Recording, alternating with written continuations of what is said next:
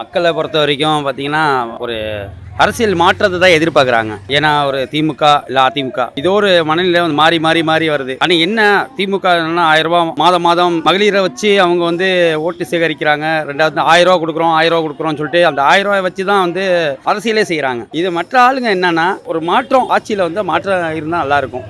அது விஜய் வந்தால் நல்லாயிருக்கும். ஏன்னா ஒரு ஒரு அரசியல் கட்சி வந்து ஒரு மாற்றத்தை எதிர்பார்க்கும்போது மக்களுக்கு ஒரு நல்லது செய்வாங்க. ரசிகர்கள் இருக்காங்க, அவங்க தொண்டர்களாக மாறிட்டாங்க. இளைஞர்களோட வாக்கு முதல் தலைமுறை வாக்கு இருக்குன்னு சொல்றாங்க. பெண்கள் வாக்கு இருக்கணும்ல, அந்த பெண்கள் வாக்கு எப்பயுமே அதிமுகவுக்கு ஜெயலலிதா அவர்களுக்கு போட்டுக்கிட்டே இருப்பாங்க. அதன் பிறகு மாறுமா அந்த வாக்குகள்?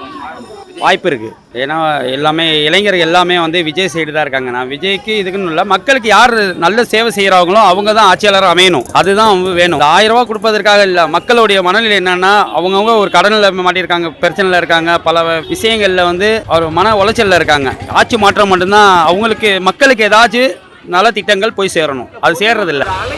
எப்பயுமே இருக்கும். இப்போ 2021 வந்து பிஜேபி இருக்கிற கூட்டணி வேணாம் அப்படின்ட்டு தான் திமுகவுக்கு மொத்தமாக வாக்கு செலுத்தினாங்க. அதனால தான் வெற்றி பெற்றுக்கிட்டே இருக்காங்க. பிஜேபி வேணாங்கிற ஒரு மனநிலை தமிழ்நாடு இருக்கு.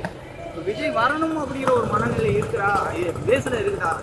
கண்டிப்பாக இந்த மாற்றத்தை எதிர்பார்க்கறது தான்.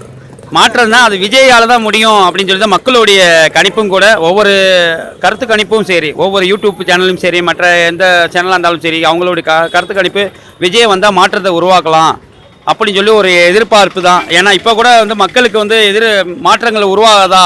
ஏன்னா இப்போ திமுக ஆட்சியிலையும் சரி கற்பழிப்பு அதிகமாகுது. இது தடுக்க இதில் சட்டம் போட மாட்டேங்கிறாங்க. ஒரு இல்லை, இப்போ பார்த்தீங்கன்னா சிறுமியோடைய கற்பழிப்பு நடந்துக்கிட்டு இருக்குது.